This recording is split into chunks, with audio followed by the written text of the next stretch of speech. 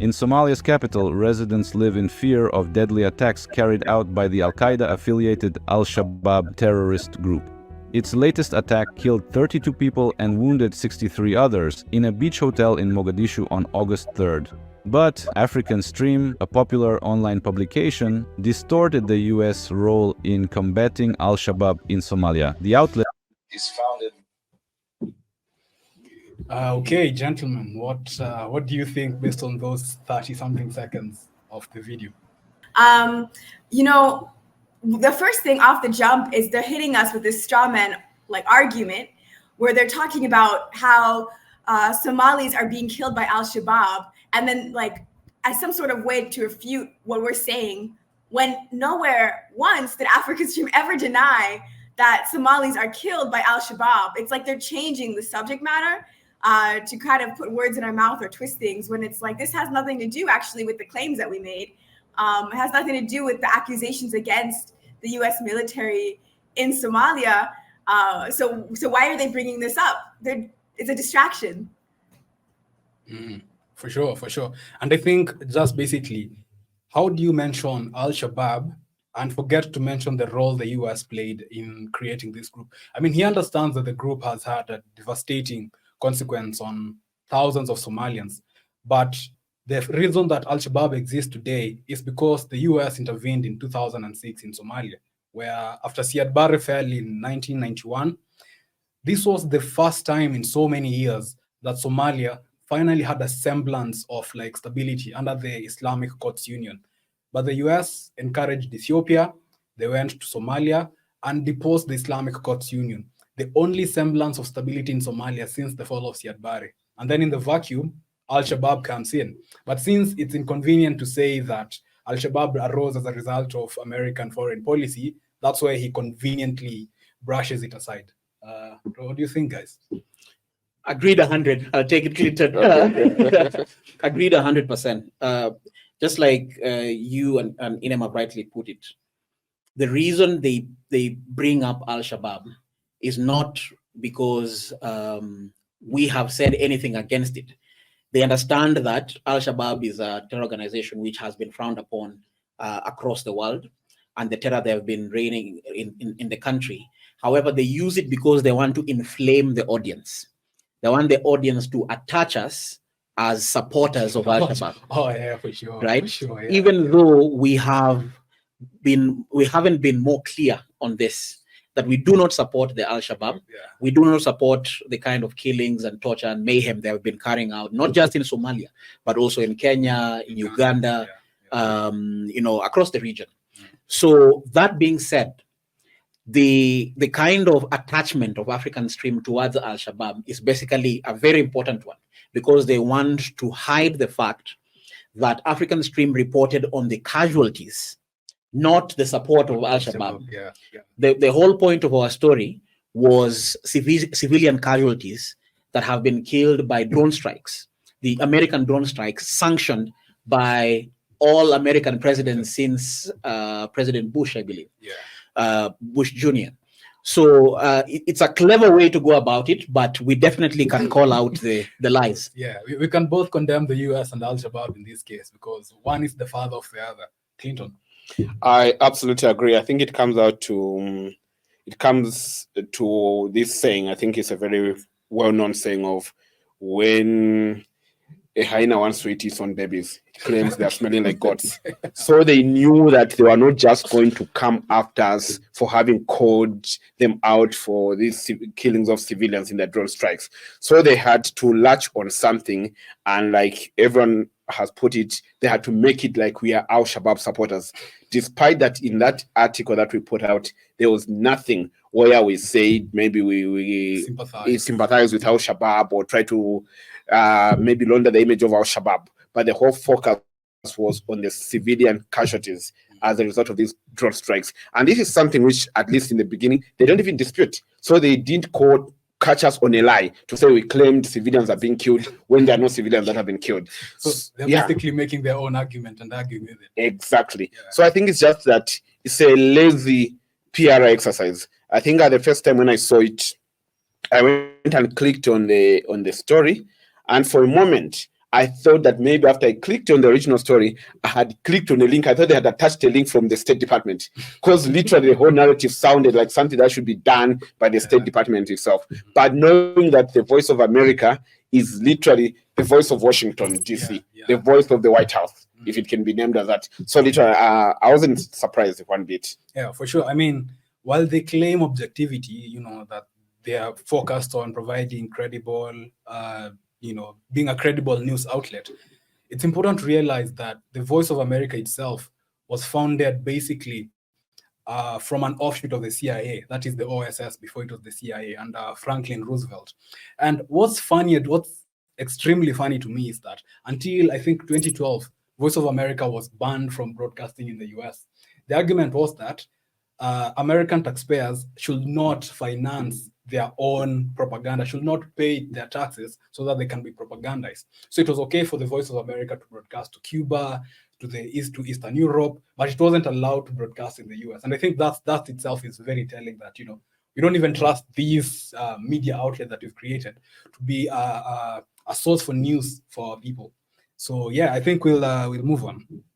The outlet is founded by Ahmed Kabalo, a former contributor of the Iranian state-owned Press TV. In a recent post on X, the African Stream shared a collage showing former American presidents George W. Bush, Republican, and Barack Obama, Democrat, with a caption reading, "U.S. bipartisan bombing of Somalia." In the caption, African Stream said that for Africa, there is no difference which of the two contenders, Republican Donald Trump or Democrat Kamala Harris, wins the 2024 presidential election in the US.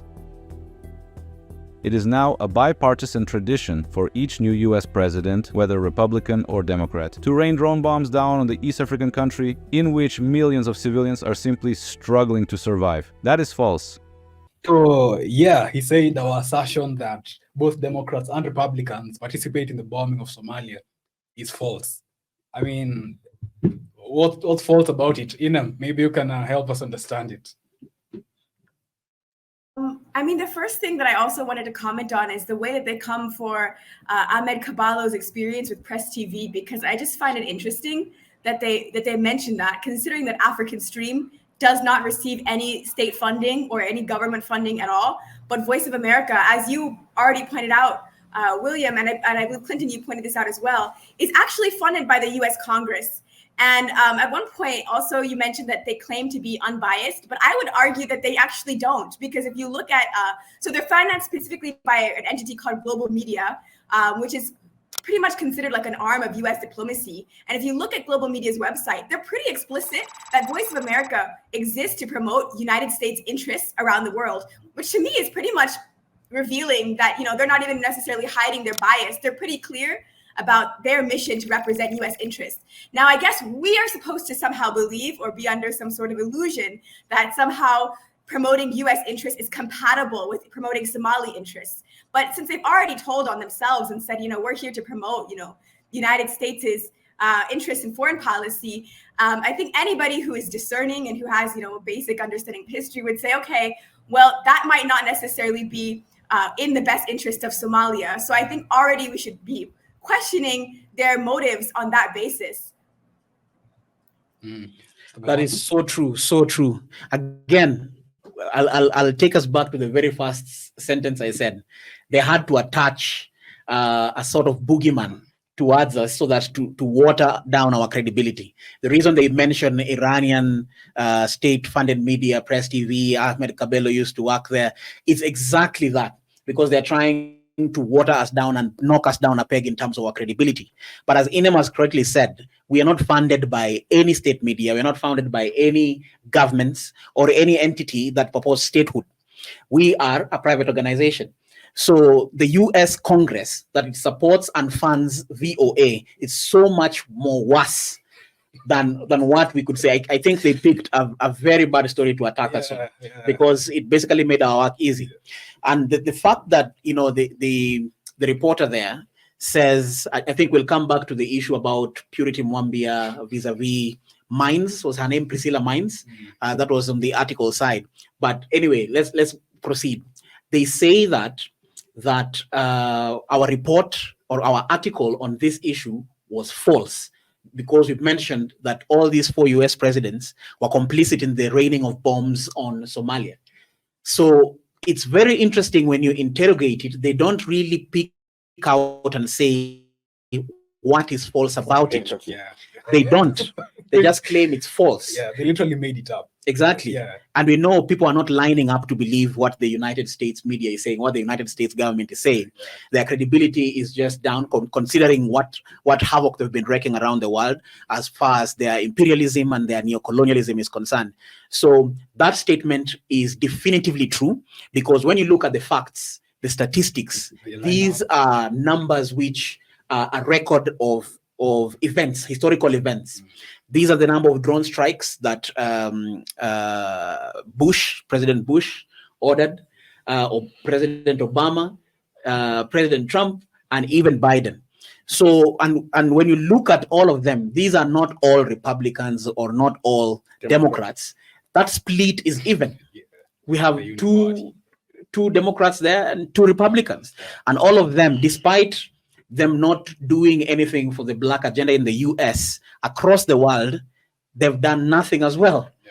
Because apart from extending their tentacles of imperialism, when it comes to the economy, just geopolitically speaking, any African country that has AFRICOM has suffered since AFRICOM came in. Look at the Sahel, Burkina Faso, Niger, Mali. These countries had far less numbers before AFRICOM, far less numbers of dead people as a result of terrorism when before AFRICOM came in, and it's far much worse now. If I could take you back to 2011, when the US-led NATO invasion took out Gaddafi from Libya, we had a proliferation of weapons, and all of that instability spilled over into the Sahel. And that is how we had this instability in Burkina Faso and Mali become even worse. There's a report, I can't remember who, but I think we'll just post it on the screen. They say that since the US declaration of war on terror, terrorism in Africa has increased 100,000%. I'll just say that again. Terrorism in Africa has increased 100,000% since the US declaration of war on terror. So when we look at the case of Somalia and how civilians are being massacred, and I'll quote our article from then, where how the US has rained bombs on civilians where millions are suffering. Perhaps it could be in Somalia's interest to go the Niger way or the Mali way, how they kicked out the US and they kicked out French military as well, because it almost seems as if things are becoming worse with US involvement. For sure. And I think it's a case of the pot calling the kettle black, because for one, he's basically, he said exactly what we said for sure. He's quoted us exactly, then claimed it's false, but the facts story. And I see it's kind of basically the American involvement in Africa under the guise of fighting terrorism. A case where, when you have the man, a very safe neighborhood, something could happen. They're like, yeah, nah, I think I'm okay. I don't really need your protection. And what happens next day, you come to open a shop, the windows are smashed, some of the items have been looted. Then they come back and tell you, see, we told you. So you need us, you need to pay us protection money.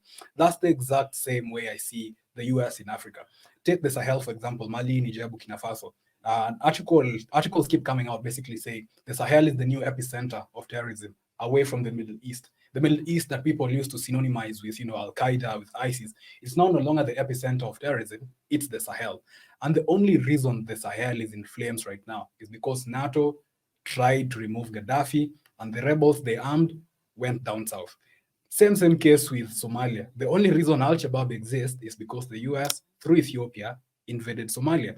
So how does an African government in good conscience still invite the very same people who created the problem to kind of find the solution? So yeah, Clinton.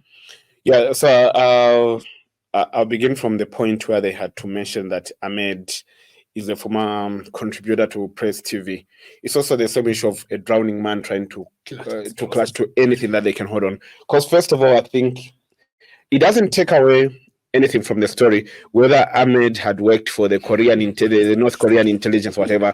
What they needed to go for were the facts to say this report mentions that, or the report alleges that Bush Jr. bombed Somalia, Obama bombed Somalia. They are supposed to come with statistics to show us, to say, actually, during the time that Obama was in power, there wasn't a single strike on Somalia that killed civilians or whatever. That's what they were supposed to present, not who the leader of African Stream is.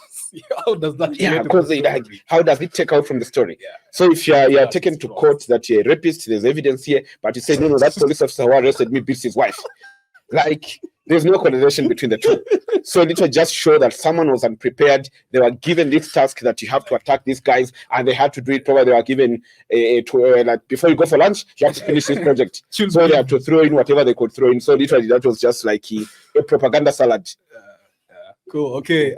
Moving on. The US conducts drone strikes in Somalia to protect civilians from terrorists. Groups like Al-Shabaab terrorize communities and entire regions, systematically targeting, killing, and harming scores of civilians. Created in 2006, Al-Shabaab, whose financing is linked to Iran, has since become one of the most brutal, predatory terrorist organizations on the African continent. It has killed thousands in Somalia. Al-Shabaab has also conducted multiple high-profile terrorist attacks in Kenya and Uganda. US, Africa. Inam? I think it's so interesting the way Iran comes up here again for the second time. They slide in passing that Iran is supposedly financing Al-Shabaab. And earlier, they created this link with African Stream, saying that African Stream CEO Ahmed Kaballo was a news reporter for Press TV Iran. So they're trying to make this association like somehow Al-Shabaab and African Stream are linked together through some sort of Iranian intermediary or something. Again, African Stream has no connection whatsoever to Press TV or Iran. There's no links in terms of any of our funding that is tied to Iran. But also, I read an article from Mehr News Agency, which I think is Iranian-based, that says Iran condemns Al-Shabaab terrorist attack on Mogadishu, and it was published on 4 August 2024. And the whole thing is about how upset it's a statement from the Iranian Foreign Ministry spokesman about how upset Iran is to hear about Al-Shabaab's brutal attack against civilians. So there's just absolutely no connection, and they're trying to create this some sort of like subconscious association in people's minds that somehow all of this is tied together. African Stream, Iran, Press TV, when there's absolutely no link from one or the other, like on either side. So no need to mention Iran in this story, no reason to like mention African Stream having this connection. Again, they're trying to plant some seeds in people's minds. And also, they're using the same strawman's argument once again. If you look at the original statement that African Stream put out about the bipartisan drone bombing of Somalia, all that African Stream stated is that every single president, whether Republican or Democrat, since George W. Bush, has participated in the drone bombing of the country. Bush, Obama, Trump, Biden, every single one. And they're trying to refute an argument that says AFRICOM is not intentionally killing civilians in Somalia. That's not the argument that we ever set up. So let's be very clear about that. If we were to set up that argument, maybe it could be an interesting argument. I don't know, but we'd have to set it up with a lot of facts to substantiate the claim that the United States is intentionally targeting civilians. But what we've said is that the United States is bombing the country, which is a fact, and that civilians are living in fear, which is also a fact. There was a Vice News report called U.S. Airstrikes Are Killing Civilians in Somalia, and they interviewed a man named Mohammed who lives in Middle Juba, this province or region of Somalia that's getting perpetually bombed. And the man in the interview states explicitly that he lives in fear of U.S. drone bombs. So everything that we stated was factual. Somali civilians are living in fear, and the United States is bombing the country and has been bombing the country under both administrations. So they don't need to set up any claim about whether or not they're doing it intentionally or not, because that's not what we said. They don't need to set up any claim about whether or not they're trying to target Al-Shabaab or they're not trying to target Al-Shabaab, because again, that didn't even come up. We said that they're bombing the country, and we said that civilians are fearful. Now, after they put out this statement, we had to substantiate some of their arguments around how many civilians were killed. And I think that the next part of the video, they're going to get into that kind of information. But I mean, it's kind of interesting that they rushed to refute claims that we didn't even make in the first place. Mr. Clinton. So I think like the first point I'll speak on is Inem pointed out quite correctly, like how they mentioned Ahmed having worked for Press TV, then later on smuggled a claim of Iranian support for Al-Shabaab. So it was a bit of some feeble attempt to try to show us, like, of course, we are defending Al-Shabaab because our CEO is linked to Iran, then Al-Shabaab is linked to Iran. So literally, that's what they are trying to do. But like I said at the beginning, that in this propaganda piece, I would call that that US state-funded propaganda piece, there are a lot of claims with very little evidence to back them up. Because I believe that when they mentioned Iranian links to Al-Shabaab, they should have at least expounded on it. Is it funding? Is it military training? You can't just come up with such a big claim. I mean, even a third-year journalism student would know to say, if you're going to make such a big accusation, you should have facts to back it up. So this is literally, that piece is stuff of beer or talk. So it's just, I think, a lot of claims, no evidence. It's all ice tip, no iceberg. All right. Gavala. I think they've basically capped it. They've capped it beautifully. By adding anything, I'll be watering it down.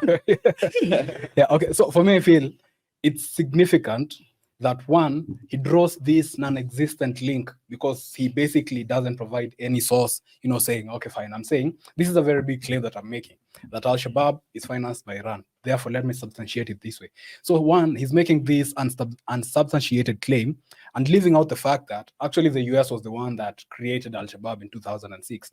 So I think it just shows a level of intellectual dishonesty. This piece should basically not be taken seriously. This is not someone who's like basically arguing in good faith, because how do you meet the role of the US in creating Al-Shabaab and then draw this non-existent line between Iran and Al-Shabaab, when, as Inem has said, even Iran itself has been condemning attacks by Al-Shabaab. And then, in the beginning, he says the US conducts these drone strikes to protect civilians. That is false. Let me just read from a segment from what one of the victims said concerning the strikes. I think it was on The Intercept. It says, for 6 years, the family has tried to contact the US government, including through an online civilian casualty reporting portal run by the US Africa Command, or AFRICOM, but they have never received a response. Open quote, they know innocent people were killed, but they've never told us a reason or apologized. Does this really sound like someone who's like, if they did this accidental strikes on civilians, why not own up to it? Why not, take action to make sure that it doesn't happen? And another thing also is that the AFRICOM states that it has only 5 casualties. And one particular instance I found interesting was one of their casualties in April 2018 was a woman and her child. The messed up thing here is that, first of all, when they struck this woman and her child, she survived. Then they struck her again. So how do you reconcile that with this guy saying the US conducts operation in defense of civilians? How different is AFRICOM? How different is the US from Al-Shabaab, which is terrorizing Somali civilians?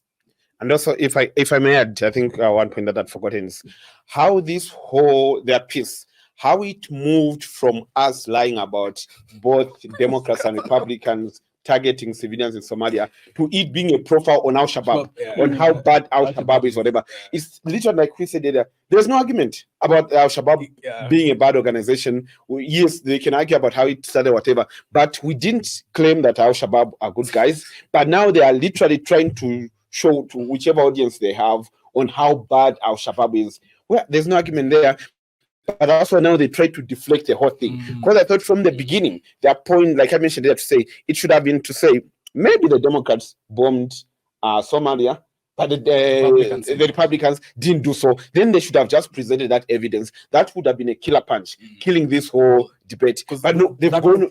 That was our entire argument. Exactly. Right? Yeah. So he hasn't argued with anything we've put out. Exactly. Moving on. U.S. African Command, known as AFRICOM, operates in Somalia at the request from the nation's government and in support of Somali National Army fight against Al-Shabaab. One drone strike in 2014 killed the group's leader, Ahmed Godane. So the US is in Somalia at the request of the Somalian government. That could be true. But I think even if they did not get the clearance to do so, their whole thing has been, you need the mafia to protect you from the mafia. The only reason Al-Shabaab exists is because of the United States. It seems weird for the US to come and present itself as, look, I have the solution for this crisis you're having. In the Sahel, as Eric said, they messed up so much, they had to be kicked out by Niger, Mali, and Burkina Faso. In the Horn of Africa, where Al-Shabaab operates, since 2006, Al-Shabaab is, one could argue, even stronger today. They have more than 20,000 fighters. We still hear the governor of northeastern Kenya, a county called Mandera, he said around 65% of the country is run by Al-Shabaab. In Lamu, every other day, we hear IED attacks, on Kenyan military convoys. We have multiple US military installations in Kenya since time immemorial. Add on to that the British. But the terrorism problem never seems to end. Why is that the case? And, basically, what claim does the US have in that, I am the guy for the job. If you need someone to take care of terrorism, I'm the one you should call. What record do they have, Eric? It's basically like the military industrial complex, which has to create problems and then solve those problems by providing arms, which are owned obviously by American owners. So it's just a cyclic kind of thing, whereby you create an issue, make sure that problem, whether it is funding rebels, whether it is making sure that there's a vacuum in Somalia so that Al-Shabaab takes root, whether it is bombing Libya so that they can depose Gaddafi. And then even if we add the story of Palestine, it's basically the same cycle. Yeah. And then after that, now fund their military, make sure that they arm these rebels and they provide billions and billions of dollars, which of course benefits the Americans. I mean, let's remember here, the people we are fighting today, we funded. Sure. Definitely. Yeah. So yeah, it's basically, you just need to look at who benefits. There's this quote, I think it's a Latin quote, it's called qui bono. Yes. Who benefits? It's usually the best way of just checking who is the biggest culprit there. Yeah. So just have that question mark and see of all these issues that have been popping up across Africa and even outside, exactly, who's the biggest beneficiary. For sure. You'll have no doubt. Yeah, Raytheon, Lockheed, Boeing, Clinton. I think everything has been taken care of for this segment. All right. Inam, any thoughts? Let's also look very, very explicitly at Somalia's own history, because the United States is claiming that they are, in the country bombing whoever it is they're bombing at Somalia's government's invitation, which somehow sort of implies that the United States respects Somalia's sovereignty and, is only there because they believe that, Somalia is a self-determining country that, is inviting, whoever they want to, and the United States just happens to be that guy.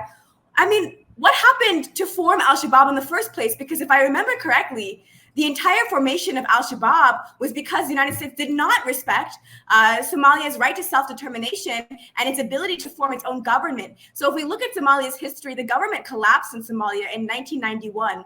And it wasn't until a federation of different structures in the country started to come together under this coalition, this broad coalition called the Islamic Courts Union, the ICU, that Somalia began to have some semblance of government.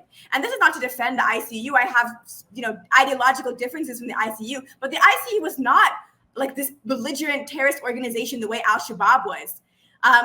They weren't particularly hostile. They were actually providing government services for the first time to Somali citizens in years. And again, this is not to say that they were the perfect government, this and that, but they were not like this, Al-Qaeda linked to, or type of super close affiliated terrorist organization like Al-Shabaab is.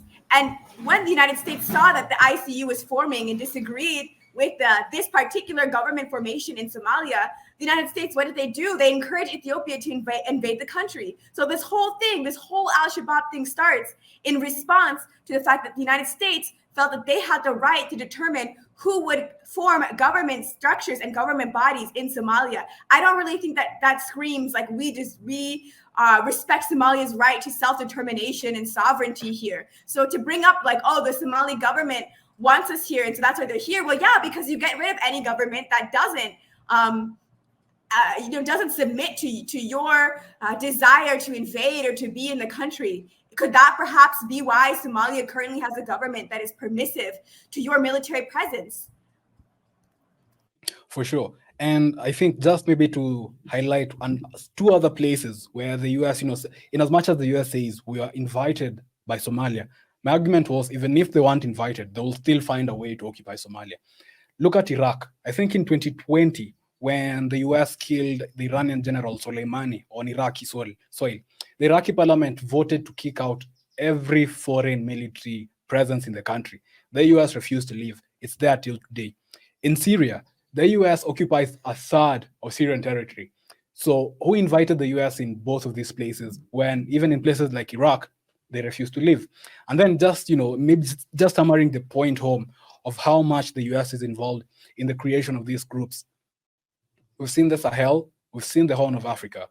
Going to the Middle East, the Taliban was basically given startup money by the US to fight the Soviets, which then the Taliban fought the US for another 20 years before the US lost. So there's that pattern basically of US basically just destabilizing entire regions. And our argument is that maybe the US is the mafia guy here, where they say, you need protection from us. And if you say you don't need that, then they'll send these rebels to come and destabilize your country so that you have no choice but to give American contractors billions of dollars. So yeah, moving on. Since 2020, after a series of accusations of civilian casualties, the US implemented strict transparency and accountability policy for its military operations, including in Africa. Anyone could report civilian casualties using a public form provided on the Pentagon's website. Those reports are thoroughly investigated and published in AFRICOM's quarterly civilian harm report. Since Just buzzwords. Literally just buzzwords. But the US has said it takes accountability and transparency very seriously when it comes to civilian deaths. Eric. Man, where do we even begin? It's a very loaded one. We can be here for the next hour. Yeah. But I'll just allude to the example that Inem read from before.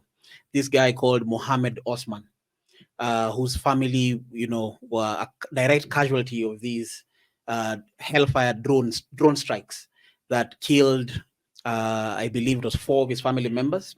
If you look at AFRICOM's website, or what this journalist is saying that they admitted to, they basically said that they explain all civilian casualties across the world, including in Africa. That was in 2020. However, 2018, we had a civilian strike, a drone strike, which killed about 4.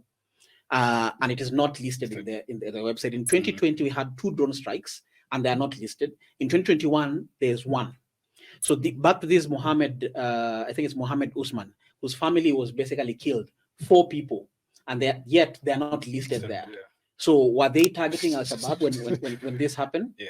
And this is something which is documented. When we go to 2021, we have this 22-year-old lady. I think her name is Luol Mohammed as well. About her daughter, and her mother-in-law, all of them were killed in a US drone strike.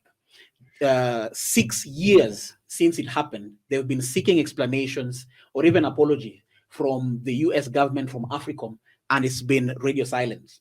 US Congress was basically ignorant of this fact because AFRICOM said that they don't have data because there was human error in the reporting of it. So the US Congress said they cannot act. Yeah. So these are just the cases which we have checked from Amnesty International, from some of these research institutions. They said that they have about 3 civilian casualties, which is just a blatant lie. Yeah. Right? We have a report, I believe, also is from Amnesty. If not, I'll be sure to link it on screen.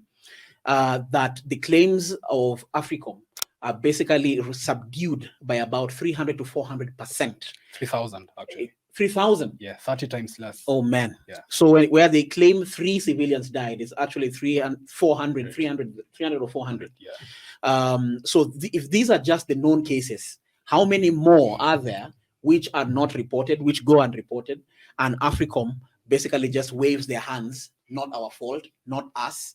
So they won't even admit it, they won't apologize for it. So the question is, how many more people have been killed at the hands of AFRICOM, which is basically the US government? And these are, I'm talking about civilian casualties.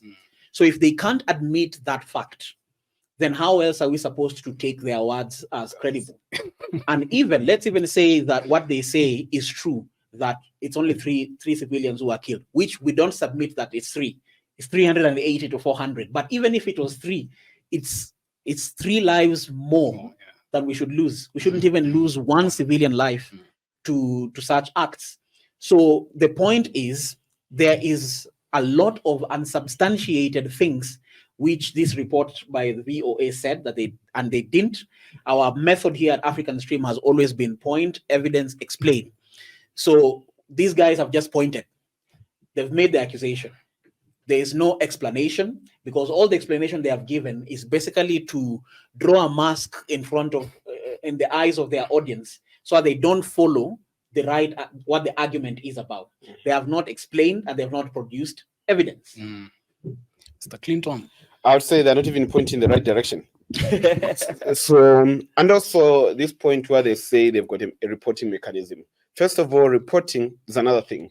If reporting has not produced results, they needed to tell us to say, okay, these reporting mechanisms, people can report, they reported such a commander who had ordered a drone strike that killed civilian, and this is what action that has been taken against that person. That's when maybe the whole reporting thing becomes. But otherwise, if nothing of that sort happens, then it's just a mere academic exercise, which are after people, they lose their family members to these drone strikes, then they'll also be losing their time, wasting their time reporting to the US. And I think in that report, there was a family, which I think you also mentioned to say for about several years. They've been waiting for a response. They haven't gotten any. So I don't know what purpose it serves to set up a reporting mechanism which doesn't, people, they don't even get feedback. And if they are to get feedback, it should be feedback maybe, I mean, compensation is okay, but it doesn't bring back your family member. But also they would need justice to say who ordered the strike and why did it result in civilian casualties. Action should be taken against such people. But if no action is taken, then the reporting mechanism is worse. It's literally not different to a suggestion box. Yeah, it's a suggestion box which nobody opens. For sure. And I think basically just looking at all these cases we've been highlighting, the US is not, this guy's argument in this particular segment was AFRICOM takes seriously accountability and transparency. But looking at the case, for example, the family that says for years they've been waiting for feedback from the government, nothing. How is that accountable or transparent? And another thing that just came to me as Clinton was speaking, they say they have a public form for people to fill out whenever these civilian strikes occur. How do you expect someone, say in the north of Somalia or in the south of Somalia, some random farmer, some random herder, how are they going to get their hands on a public form? How will they even get the time, the internet, the devices, to say, yeah, I'll have to fill this form. Someone killed my, my son or my wife, etc. It just doesn't align with reality. It seems like just a box ticking exercise. An exercise in futility. Yeah.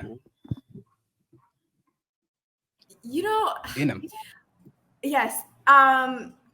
If you look at the original post again, the one that Voice of America is responding to, that African Stream put out, the slides are very, very simple.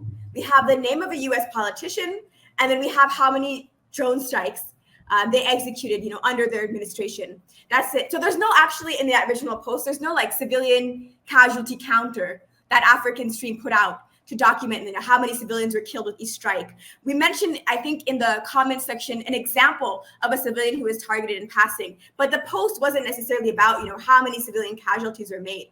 So I just think it's kind of interesting. To me, would be like if I were to be like, hey, Eric, how's your day going? And Eric were to be like, I didn't kill anybody last night at 6:37 p.m. outside of the bus station. Like, it's a bit odd, right? Like, very, out of the blue. We didn't raise this, but since you're bringing it up, Why don't we actually address it then? Yeah, Since clearly it's the elephant in the room, and you felt the need to bring this up. And I actually want to read parts of this Amnesty International claim, because I just want to put it out there. We should say, coming from African Stream, that's very low-hanging fruit, to be honest. Like, I have a lot of respect for African Stream, but it's not like we have a huge budget, where mostly in our 20s and 30s, we are popular on social media accounts, but we're not really like this, super well-financed institution. But who is, on the other hand? Amnesty International. They're actually one of the largest human rights NGOs on the planet Earth. And they are the ones who put out some of these claims way before we did. I mean, they talked about this in 2020. So it's kind of interesting that VOA chose to respond to African Stream, but has never responded to Amnesty International's claims, which are very similar. I mean, the report is called Somalia, Zero Accountability as Civilian Deaths Mount from U.S. Airstrikes. I mean, that's quite a claim, right? It's like the exact thing that AFRICOM and VOA claim to be refuting, but they don't want to address Amnesty for some reason. And if you look at the quotes, this is from, I hope I say his name correctly, Dipros Muchena, who is Amnesty International's director for East and Southern Africa, who says, the evidence is stacking up and it's pretty damning. Not only does AFRICOM utterly fail at its mission to report civilian casualties in Somalia, but it doesn't seem to care about the fate of the numerous families it has completely torn apart, end quote. And then he also said, quote, we've documented case after case in the USA's escalating air war on Somalia, where the AFRICOM thinks it can simply smear its civilian victims as terrorists, in quotes, no questions asked. This is unconscionable, end quote. I mean, this is not African Stream saying this. I mean, we're repeating it, but this is coming straight from Amnesty International. I mean, that's a pretty big, high up source. And I would think that the international director for East and Southern Africa would probably have both the resources as well as the training to be able to make and substantiate these kinds of claims. For sure. I think we're now going to the last segment of the video. 2020, AFRICOM said its drone attacks killed 3 civilians and injured 11 others in Somalia. Most importantly, the US does not intentionally target civilians. Contrary to the African Stream's claim, the US takes measures to avoid causing harm and protect the civilian population.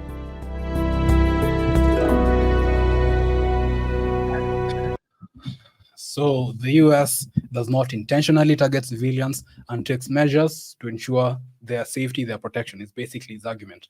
Inem, please give us your last remarks.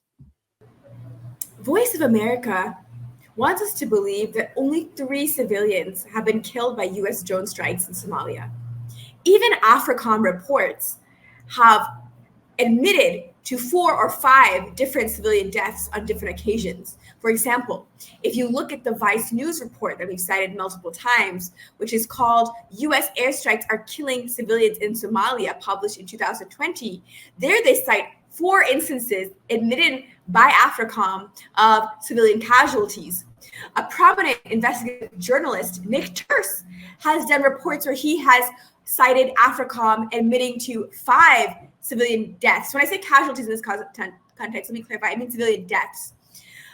So even the number 3, in terms of what AFRICOM is willing to admit to, is facetious. That's not true. But let's just imagine that it was true. And even, let's be clear, 3 to 5 is not the correct number. Unfortunately, nobody really knows just how many civilians have been murdered through these US drone strikes. We don't actually even know. AFRICOM probably doesn't even know how many civilians it's killed. I mean, it's bad. And it's not me that's saying this. It's Amnesty International that's saying this. It's the Vice News journalists who in that video say that they believe that they have more data on these drone strikes than AFRICOM does. Anyways, with that being said, even if it was 3 people, even if it was 5 people, and again, it's not, it's much higher than that, but let's imagine it was 3 people. Let's imagine it was 1 person. How many Somalis have to be killed, innocent Somali people, before this becomes an issue? Let us know. Voice of America, you're invited to respond to this particular question, at least. In your eyes, how many Somali lives have to be taken, innocent Somali lives have to be taken for the outrage to be justifiable? I don't believe that Somali lives, I don't believe that African lives actually matter at all in the eyes of VOA, in the eyes of US Africa Command. Because how could you sit around and be like, I've only murdered 3 people? Do you know how many people I've murdered? 0. So I don't know. I'm gonna just keep it there. But I think that's an outrageous talking point on their end. Honestly, not only is it false, the numbers are wrong, and even AFRICOM is willing to admit those numbers are wrong. But it's also like, wow. So 3 lives, even if that was correct, that's not enough. Those aren't enough people, human beings that deserve to be walking on this earth right now in your eyes. I can't believe that, but I guess I can. First of all, I would start saying I believe that whatever work we put out there is quality work, is work that we've researched, and we've got no problem with people coming to critique it, to examine it, and whatever. If they've got certain queries they want to be maybe addressed, we're always willing. But I feel that the VOA piece was poorly done. Like I said, it was very poor propaganda. Even propaganda should have levels. That was like literally, probably they're picking their writers from the streets now. You know, when we were growing up, we held these organizations in high esteem. We thought there was a certain quality, a certain caliber that you needed to have to work at these entities. Despite we've never held them in high esteem, like by the work they produce, but we need to say, even among those ones who want to be used as mouthpieces for the imperialist, there's a lot of competition. So we thought from those ones who are willing to bend over, they're only going to get the best benders. But it seems now that they're just picking in how. So, so actually I found it more disrespectful by how it was done. I felt that's how they regard us. Yeah, it's like, you've got a boxing match, then you go to the gym to train, and you see your opponent drinking beer. You'll be like, this guy doesn't take me seriously. So that's how I felt with the low quality work that they produced in trying to attack us. So just to say, viewer, next time do a better job. I think my final remarks will be, it's very important for us to have these conversations because we see how ubiquitous the US military has been in Africa. They're in more than half African countries, more than 25 countries have American military bases. And just looking at Kenya, for example, where you have people like William Ruto, who last year signed a deal with the US to expand the Manda Bay airstrip and basically expand Kenya-US military relations. And we've gone over the point again and again. But again, why would you trust the US, which has brought instability all around the world, to be the one to actually solve the instability? And just finishing with this bit where he says, the US doesn't target civilians intentionally. Inem said, that wasn't our point, but if he wants, we can go at it. And we are going at it. Just 3 cases. Let's look at we mentioned the case in Somalia in 2018, where a woman and a child were struck. They survived, and then they were struck again. And then there's another, the WikiLeaks, basically where it showed American helicopter pilots shooting at civilians, clearly not armed. One even was on the phone and was a Reuters journalist. No accountability for them. And then recently, a few weeks ago, there was a leak from the Iraq war. It's called the Haditha massacre. Let's just see what this has to say about accountability. A very small bit of it. During the next several hours, Marines killed 24 Iraqi men, women, and children. Near the site of the explosion, they shot 5 men who had been driving to a college in Baghdad. They entered 3 nearby homes and killed nearly everyone inside. The youngest victim was a 3-year-old girl. The oldest was a 76-year-old man. The Marines will later claim they were fighting insurgents that day, but the dead were all civilians. I believe this is from The Intercept. Now, reading this, and his final remarks basically say the US does not intentionally target civilians. I think it's basically a summary of this entire hit piece. It's poorly well done, and as Clinton said, we should all feel offended, we should all feel disrespected, that this is the level of effort they put to debunk something when we ourselves, hold ourselves to a higher standard. So I think that's it for today. For African Stream, I've been William Sakawa. I've been Clinton Zala. I've been Eric Gavala. Peace. Peace.